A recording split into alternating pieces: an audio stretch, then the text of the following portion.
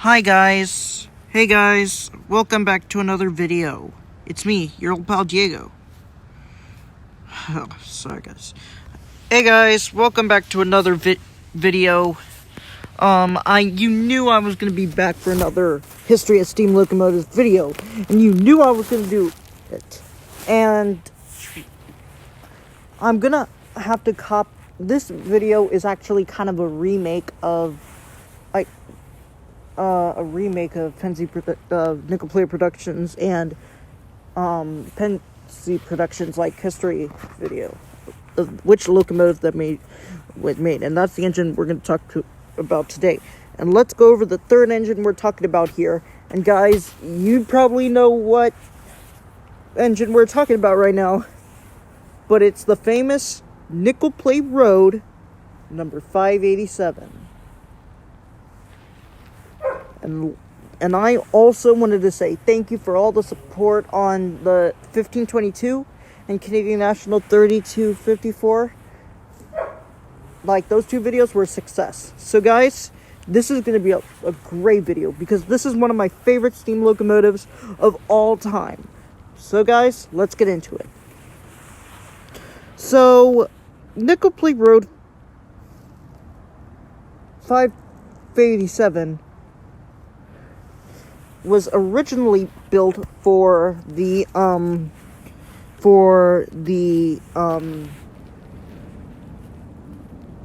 Lake Erie and Western was built in sorry guys, but Nickel Plate Road 587 was built in 1918 by the Baldwin Locomotive Works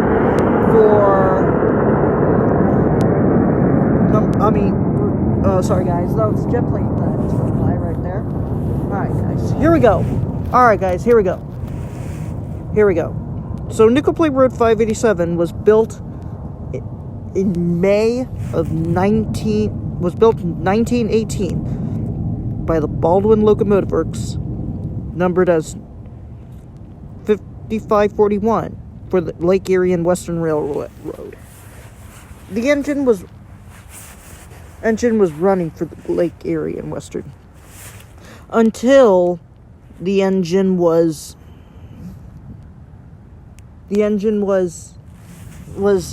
until the New York, Chicago, and St. Louis Railroad, also known as Nickel Plate Road, purchased the Lake Erie and Western, and 5541 was renumbered to 587. The 587 served the nickel plate for 37 years. She served the nickel plate for a few years, and she began to get a little weak. A lot of great railroads. Unfortunately, on one of her runs, her passenger runs, this picture I'm showing right here of her, I don't know if she's derailed or that's because she was rolling. It kind of looks like she derailed. I don't know what happened, but I don't know. But later, 587, after a few more, all of her runs, she was retired. And she was put put on display in Broad Ripple Park. It looked like the 587 would be staying there forever. But, unfortunately, they wanted to build a public library, but the only available location was where the 587 was displayed. So, a group called the Friends of 587, who loved to see this engine run again, they actually cleaned it up. And this until they found out that the Indiana Transportation Museum found out it was a good project for restoration. So the 587 was unloaded, was taken out from the display place. Work on the engine inside the mechanical shop. The Friends of 587 tried really hard to rebuild this nickel plate survivor.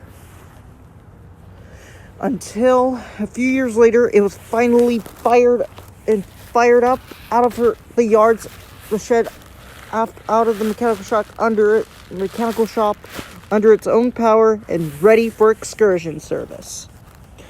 the 587 made a few excursion runs, and it was a really popular locomotive, even though it was a little Mikado. But the 587 actually made a few excursion runs on the Indiana Transportation Museum. The engine was actually a really good engine. It actually made a lot of progress over the years. And it even made a few excursions, even though, like, it was a good one. It was a good excursion star. It was a good excursion star.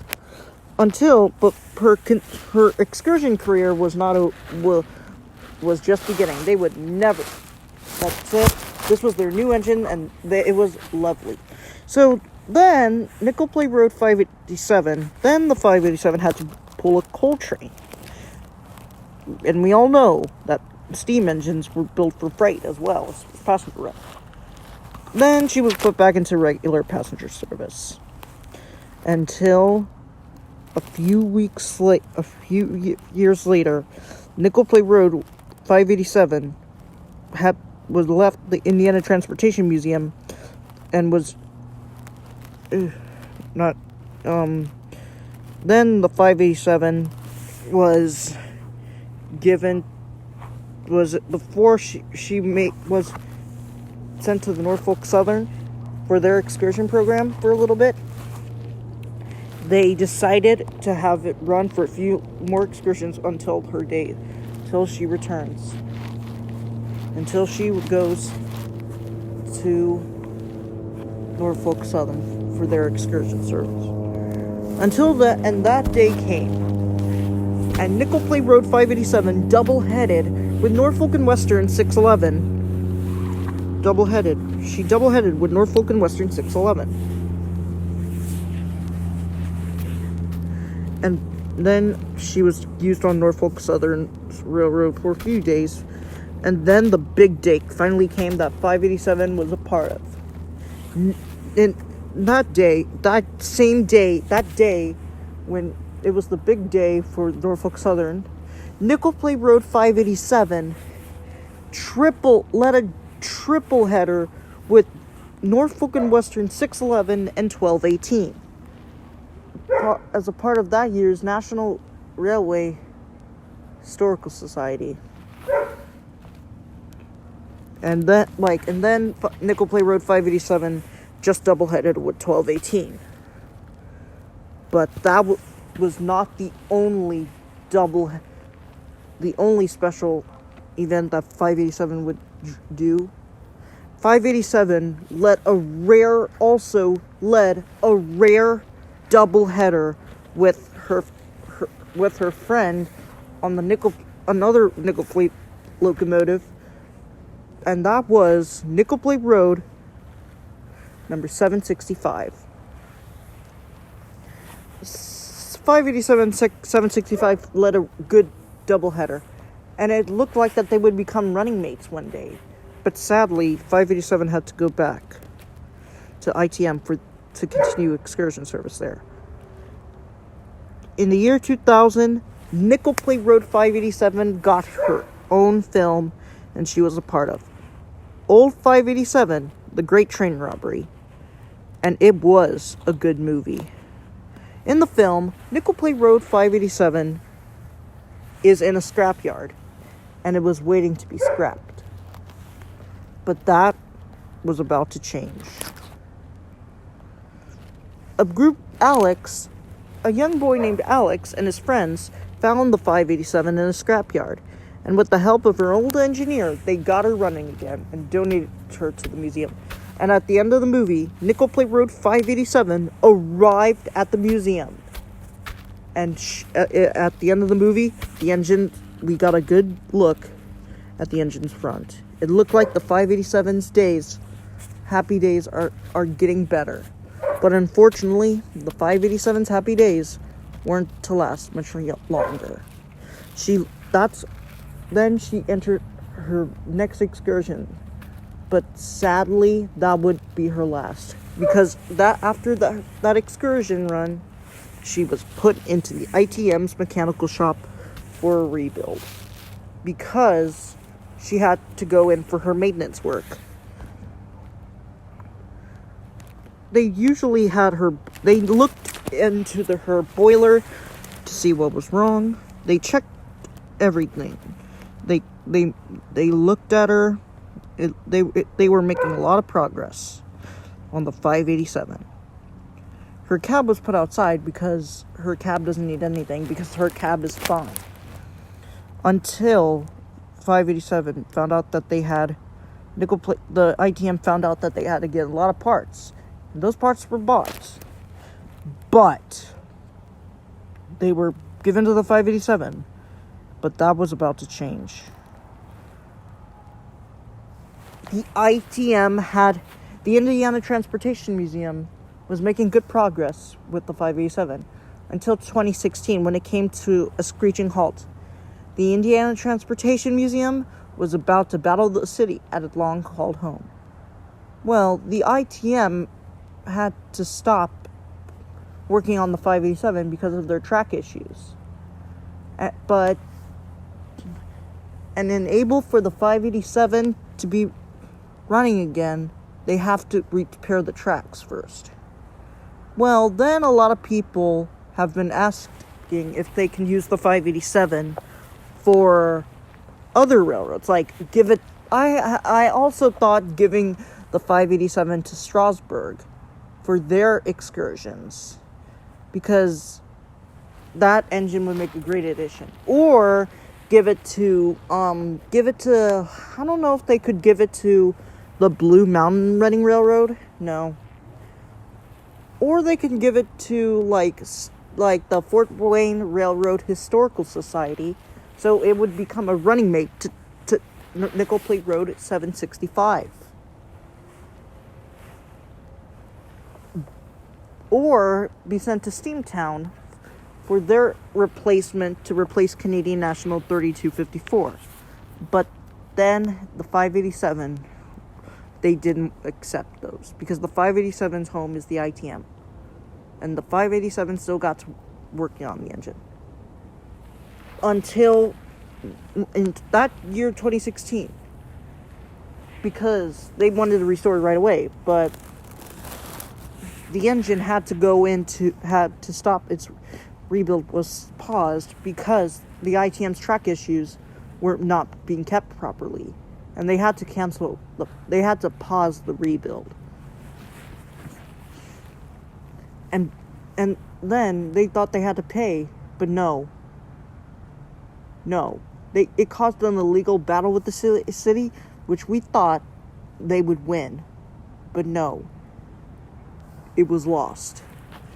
And the ITM had to move. The ITM had to move the 587 out of the mechanical shop.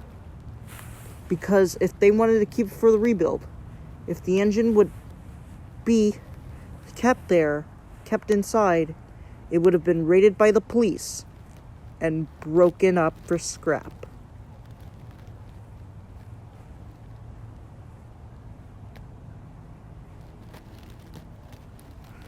And because the museum was landlocked by rail, everything that the 587 had, instead of being moved by rail, it had to be moved by truck. Because the 587 was in the middle of a rebuild, the ITM was unsure how or if she'd be moved. And the first time since 1953, when the ITM started the excursion service, it looked like the 587's future would become uncertain. Unfortunately, the story of the 587 doesn't end here. Soon after the court ordered, a group known as the Kentucky Steam Heritage Corporation made a deal with ITM to move. They made a deal with the ITM to move the 587 to their place in Ravenna, Kentucky, as well as acquiring the 587's tool car and auxiliary auxiliary rewater tender for future use behind their locomotive, Chesapeake and Ohio Canal, number 2716. Number 587's rebuild will be completed in Ravenna, and it will be stored there until the 587's rebuild will be completed in Ravenna. And it will be stored there. And Nickel Plate Road 587's rebuild will be completed in Ravenna. And it will be used for excursion service by 2716. But it will stay there. It will stay there, and it will be running excursions in Kentucky until ITM has the funds to surrender themselves once again. There is no doubt that number 587 has made some great memories for all who have seen her. And hopefully, she will be making more memories and much more steam very soon. I thought she was going to return in 2021 after 2716 rebuild was completed, but no. But I think she will make many more memories and much more steam in 2022. But I mean that 587 will make more memories in Kentucky.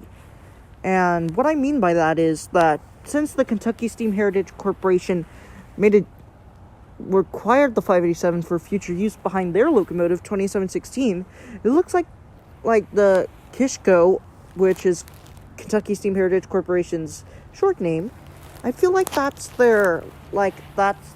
they required it, and they wanted to have another engine, have a running mate for 2716. And I think 587 will make a great running mate. A few weeks later, 587's parts were put onto a truck, and taken to Kentucky. This was a new beginning for the 587, as we thought the 587 will be a running mate to Nickel Plate Road 765. Chesapeake and Ohio 2716. It looked like the engine would be running again very soon. We all hope to see this engine run. And hopefully this engine will be running more excursions in the near future. Hopefully this engine will return. And I'm really excited for this engine to return. But I do have to tell y'all something. But before we go crazy that's how it's going to be, guys, no. The truth is, I asked Kentucky Steam Heritage Corporation, when will you use the 587? When will you finish rebuilding the 587 for your excursions? And this clearly might change everything, guys. But guys, I want you to stay calm. That I was really sad about this engine. Sad. Because Kentucky Steam Heritage Corporation said that they don't own 587. And I was like, what the heck? Then why did you require it? They required it for use for 2716. So I felt those engines would be great running mates. I don't understand. So are they just gonna leave it outside?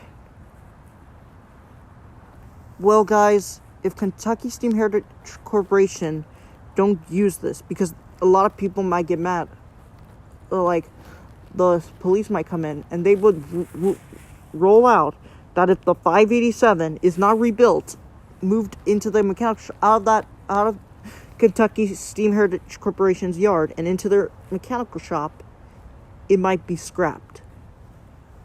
No, guys, I don't think that they would scrap that engine. Kentucky Steam Heritage Corporation, they might think about it, because I think that for right now, guys, the engine is just sitting in their yard, until, like, but they did require it, guys. They did require the 587 to pull excursion trains.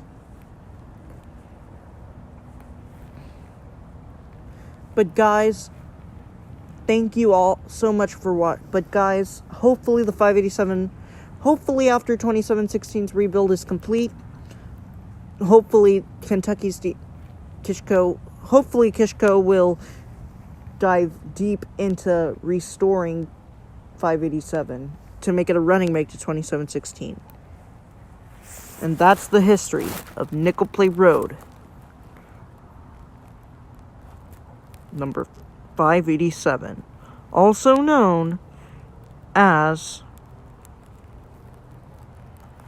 and that's the history of Nickel Plate Road, number 587, also known as Lake Erie and Western, number 5541. Thank you all so much for watching this video, guys.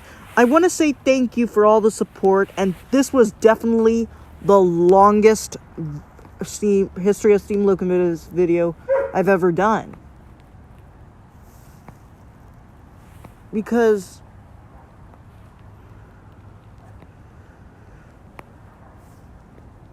this one was long. But seriously, guys, thank you for watching this video. And if you want me to do the next episode of History Steam Locomotives, leave a comment. And if you want Kentucky Steam to restore 587, leave a comment. And thank you all so much for watching this video, guys. And I'll see you next time for episode 4 of History of Steam Locomotives, when I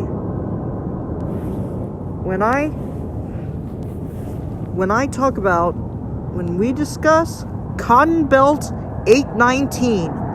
Thanks for watching this video, guys. Goodbye. Thanks for watching. May the Force be with you. We are the Spy Ninjas, and keep on steaming.